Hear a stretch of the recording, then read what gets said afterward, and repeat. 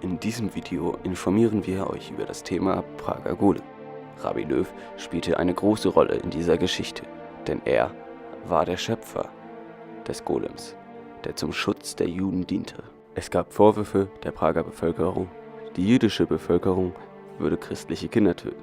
Eines Nachts gab der Himmel Rabbi Löw einen Traum, in dem er ihm einen Auftrag gab, einen Golem aus Lehm zu bauen. Der Rabbi suchte sich Hilfe. Er nahm seinen Schwiegersohn und einen Schüler zu sich und erzählte ihnen von seiner Vision. Zum Bau des Golems waren die 4 Elemente vonnöten. Rabbi Löw suchte sich das Element des Windes aus, der Schwiegersohn suchte sich das Element Feuer aus und der Schüler suchte sich das Element Wasser aus. Das Element Erde wird durch den Lehm dargestellt. Am 17. März 1580 begaben sich die 3 Männer zu einer Lehmgrube an der Moldau außerhalb der Stadt. Sie fertigten aus feuchtem Lehm eine 3 Ellen hohe Figur. Sie verliehen der Figur menschliche Züge. Danach gab der Rabbi seinem Schwiegersohn den Befehl, 7-mal um den Golem herumzugehen und dabei eine Formel aufzusagen, die der Rabbi ihm vorgab. Drauf fing der Golem an zu glühen. Der Schüler umschritt den Golem danach 7-mal und der Körper des Golems wurde feucht und es strömte Dampf aus ihm. Dem Golem wuchsen Fingernägel und Haare. Der letzte Schritt, um den Golem ins Leben zu rufen, war es, dass der Rabbi 7-mal um den Golem herumging. Danach sprachen die 3 Männer gemeinsam den Satz: Und Gott blies ihm den lebendigen Atem in die Nase und der Mensch erwachte zum Leben. Der Golem erwacht zum Leben und bekam den Namen Josef. In dem Golem war kein Leben zu erkennen. Er saß nur in der Stubenecke des Rabbis.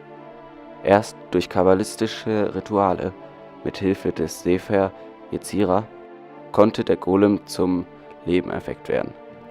Hierzu musste man ihm einen Zettel in den Mund legen mit dem Namen Gottes und er erwachte.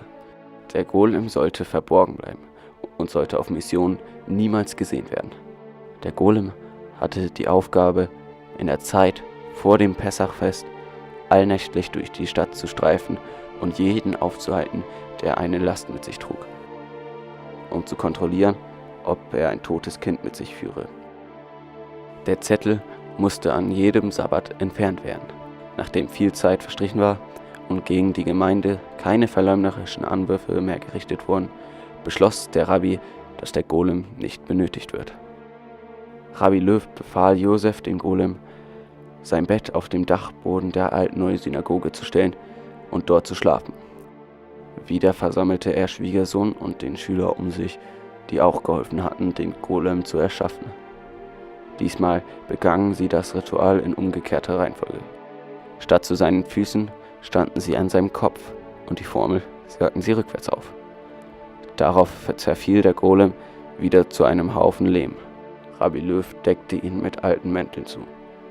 Am nächsten Tag sagte Rabbi Löw, der Golem sei mit unbekanntem Ziel abgehauen und verbot den Dachboden der alten-neuen Synagoge zu betreten. Gemäß der Legende wird daher ein Lehmhaufen auf dem Dachboden der Synagoge, die während des Zweiten Weltkriegs nicht zerstört wurde, als Überreste Josefs ausbewahrt.